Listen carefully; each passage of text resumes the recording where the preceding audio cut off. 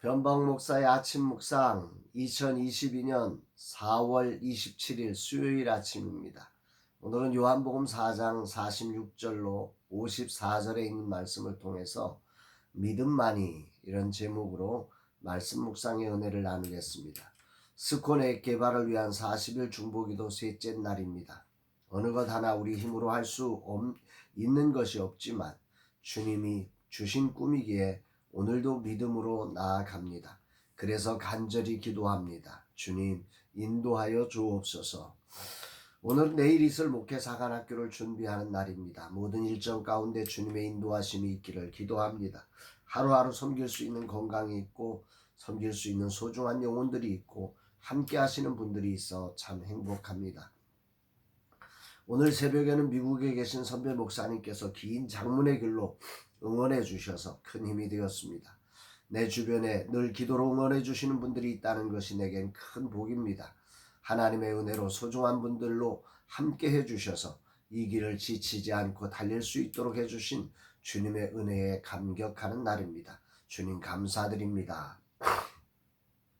이날 주님은 어떤 말씀으로 인도하실까? 오늘 본문에는 예수님께서 다시 갈릴리 가나에 가셨을 때 왕의 신하 찾아와 거의 죽게 된 자기 아들의 병을 고쳐주시도록 요청하는 장면이 나옵니다.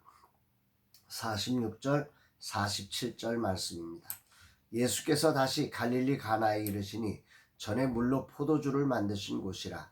왕의 신하가 있어 그의 아들이 가버나움에서 병들었더니 그가 예수께서 유대로부터 갈릴리로 오셨다는 것을 듣고 가서 청하되 내려오셔서 내 아들의 병을 고쳐주소서 하니 그가 거의 죽게 되었습니다.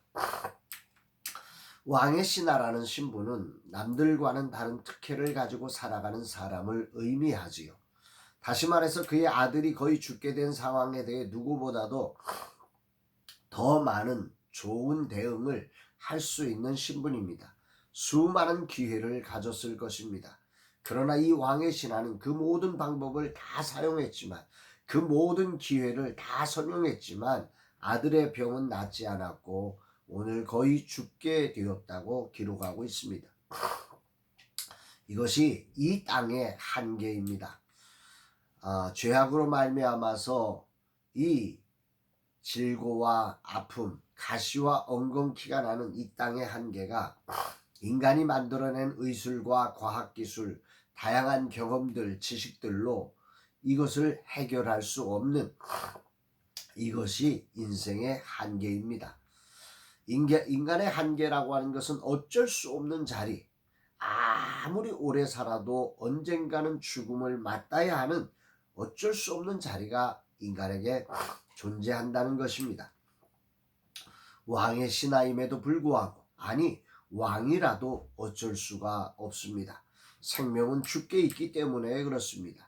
이런 한계를 만난 왕의 신하는 예수님께서 갈릴리에 오셨다는 소식을 듣고 신이 달려와서 자기 아들을 고쳐주시도록 자기 집으로 내려오셔서 우리 아들을 고쳐달라고 청하기에 이르렀습니다. 얼마나 간절했을까요? 그런데 예수님은 이 순간 엉뚱한 말씀을 하세요. 48절 예수께서 이르시되 너희는 이적과 기사를 보지 못하면 도무지 믿지 아니하리라. 이 장면에 대해 메시지 성경은 이렇게 번역을 합니다. 예수께서 그의 말을 피하시며 말씀하셨다. 기적을 보고 압도되지 않으면 너희는 믿으려 하지 않는다. 여기에 중요한 것은 그의 말을 피하시며 이 표현이에요.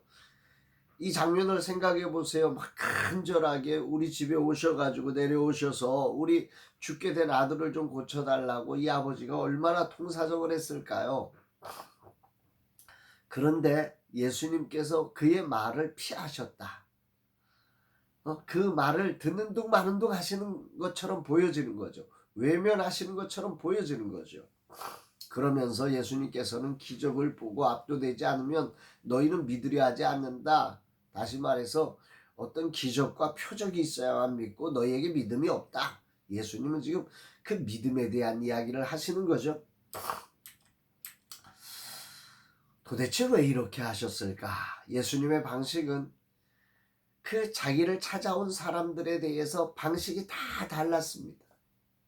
어떤 사람은 그 길에서 만나서 그 길에서 치료해 주시기도 하고, 어떤 사람은 초대할 때 친히 찾아가서 초대해 주시기도 하고, 어떤 사람은 손을 만지시기도 하고, 어떤 사람은 말씀으로 하시기도 하고, 그 상황마다 그 영혼마다 다 다른 각도에서 예수님은 그 영혼들을 만나주고 계시는 모습을 묵상하게 됩니다.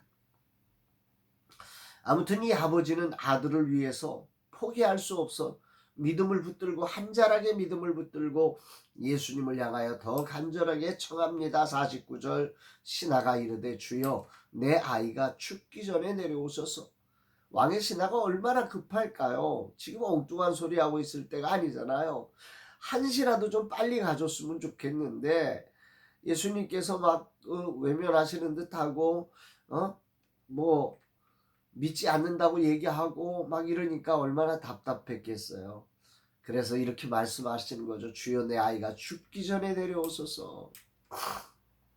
죽기 전에 인생이 원하는 시간에 주님이 일하시기를 원하는 것은 우리 인생의 한계지요. 저도 마찬가지입니다. 빨리 보고 싶어요. 빨리 뭔가 이루어지는 것을 보고 싶습니다. 주님의 외면 속에 이 왕의 신하는 간절한 믿음으로 외쳤어요.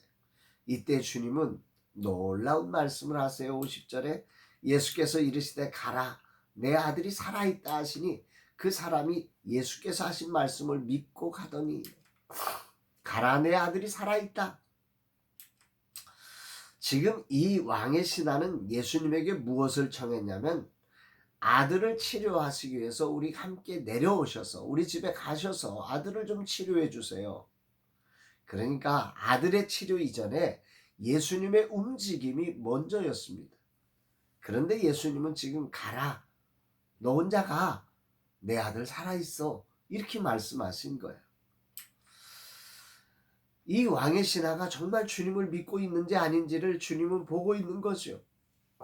그런데 문제는 자기가 요청한 예수님께서 함께 가시는 게 아니란 사실입니다. 주님은 아들이 살아있으니까 가라고 말씀하시는데 예수님은 안 가시는 상황. 혼자 가야만 하는 상황.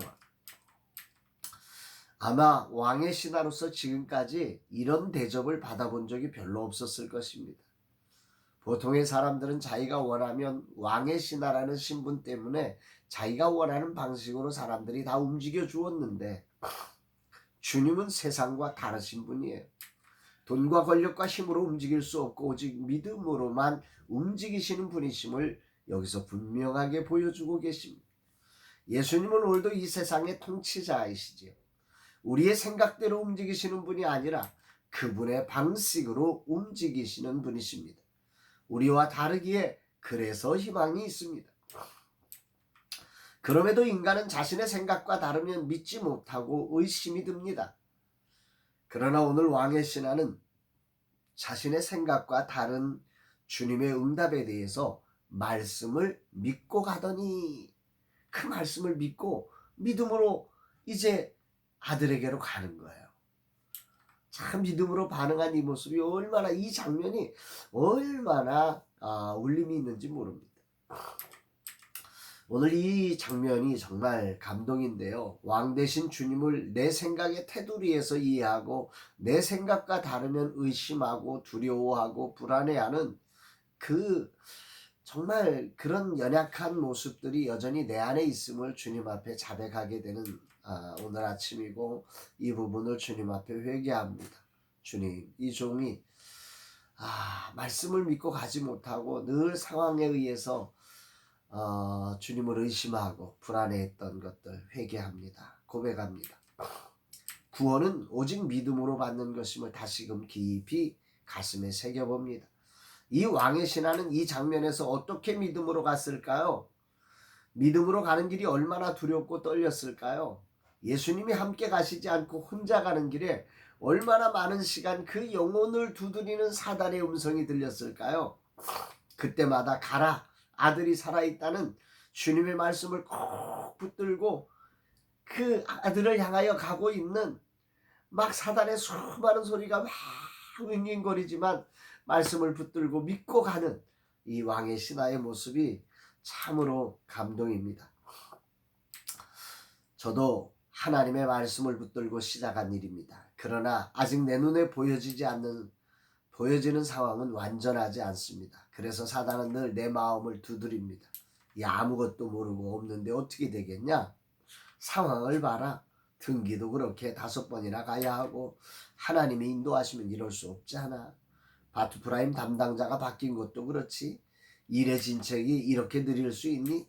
네가 먼저 잘못 들은 거 아니니? 수많은 음성이 이 사단이 막 내 마음속에 그 의심의 씨앗, 두려움의 씨앗, 불안의 씨앗을 마구 날마다 심어주는 거지. 말씀을 붙들고 걸어가는 왕의 신하가 예수님을 등지고 걷던 걸음 하나하나에는 나처럼 이런 수많은 사단의 외침이 들리지 않았을까. 그럼에도 말씀을 붙들고 또 붙들며 그는 외쳤을 것이라 생각됩니다. 주님이 살아있다고 말씀했으니 나는 이 말씀을 믿노라. 오늘 나에게도 주님은 이런 고백하기를 소망하심을 느낍니다. 주님, 저도 고백합니다. 저는 주님이 하신 말씀이 이루어짐을 믿습니다.